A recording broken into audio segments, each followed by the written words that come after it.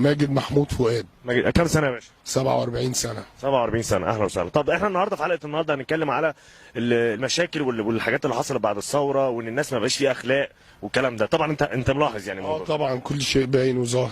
الناس يعني ما بقاش فيه لا اخلاق ولا ادب ولا اي حاجه نهائي، مفيش اي حاجه من دي دلوقتي موجوده، ومن قبل كده كمان. يعني انت زادت اليومين دول. حضرتك متجوز يا باشا؟ بين البنين. بين البنين؟ بين البنين. ايه بين البنين دي ازاي؟ يعني في جهاز مهم في الدوله سرق مني حيوانات منويه ولقحها في رحم ام شيماء حسين المنيري، وخلفت 3 بنات بالطريقه دي من غير ما اتجوز. وانت عارفهم هم فين دلوقتي؟ هم مع امهم، بس انا اعرف بيت اهل امهم، لكن بيتها هي ما اعرفش هو فين، لانها اتجوزت بعد كده واحد من الجهاز الحاكم دوت وخلفت منه عيال تانية، لف عليها وخدها مني يعني. والكلام ده يعني ايه اللي حصل ليه؟ ايه اللي حصل؟ علشان انا ضحيه العمليه للمخابرات الاسرائيليه في مصر، اكتشفتها المخابرات المصريه وعلى اثرها قامت بتعذيبي 25 سنه لغايه دلوقتي. انت جاسوس يعني ولا ايه؟ لا، انا المخابرات الاسرائيليه زرعتني في مصر سنه 65 في عيله مسلمه مصريه.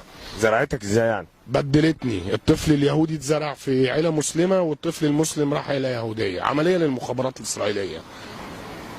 وفي حد تاني عارف الكلام ده ولا انت بس؟ انا والمخابرات خلونا اخلف 3 بنات من غير ما اتجوز، وعملوا لي غسيل مخ ابو ابوك وامك؟ ابو المسلمين ولا اليهود؟ اللي انت عايش معاهم هنا ولا؟ المسلمين توفوا الى رحمه الله، اليهود ما اعرفش عنهم حاجه خالص.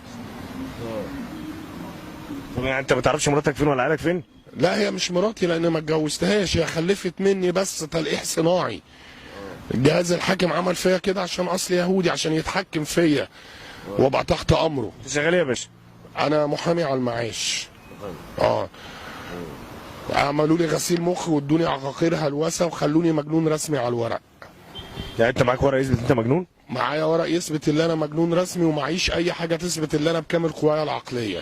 طب ما الكلام اللي انت بتقوله ده برضه مش تمام يعني؟ الكلام ده حقيقي، احيانا الحقيقه بتبقى اغرب من الخيال.